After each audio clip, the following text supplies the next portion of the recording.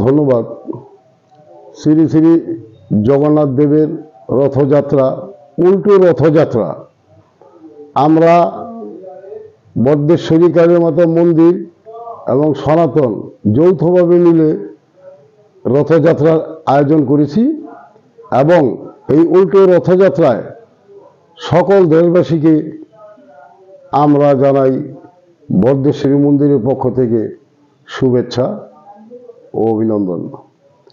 এই কারণে বলি, রথযাত্রাটা হচ্ছে আমাদের ঐতিহ্য, বহুদিনের পুরানো রথযাত্রা জগন্নাথ দেবের।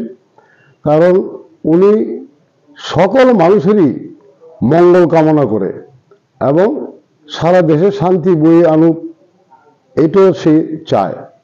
তো আমরা আমাদের আয়োজনটা যেভাবে করতেছি সেটা হচ্ছে, আমরা এটা সার্বিক সহযোগিতা আমাদের জননেতা মির্জা আব্বাস এবং আফরোজা আব্বাস আমাদেরকে যতগুলো প্রোগ্রাম করি সব প্রোগ্রামে সার্বিকভাবেই সহযোগিতা করে।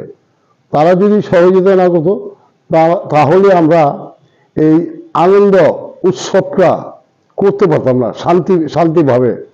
তবে ওনাদের সহযোগিতায় আমরা এই মন্দিরটা পরিচালনা করতেছি এবং সব ধরনের ধর্মীয় অনুষ্ঠানগুলি আমরা করে থাকি।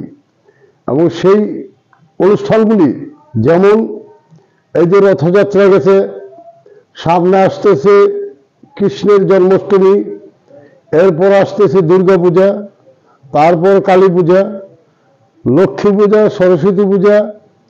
কোনো পূজা পার্বণ আমাদের হেরে আমরা জানা মতে বাদ দিতেছি না, আমরা করতেছি। কেন করতেছি এবং কেমনে করি সেটা হচ্ছে ওই যে বললাম, আফরোজা আব্বাস এবং মির্জা আব্বাস ওনাদের আশীর্বাদে আমরা শান্তিপূর্ণভাবে এই অনুষ্ঠানগুলি করতে পারছি এবং সামনে করব। তো যাই হোক, আমরা দেশবাসীর কাছে, সকলের কাছে আমরা একটা আশীর্বাদ চাই। আপনারা আমাদের আশীর্বাদ করবেন, আমরা যাতে এই পূজা পার্বণগুলি সুন্দর সুষ্ঠুভাবে করতে পারি। এই জন্য আপনাদেরকে ধন্যবাদ। এবং সামনে যেই পূজা পার্বণগুলি আছে আপনাদেরকে সকলকে নিমন্ত্রণ করা হইল ওই পূজাতে অংশগ্রহণ করার জন্য। ধন্যবাদ সকলকে।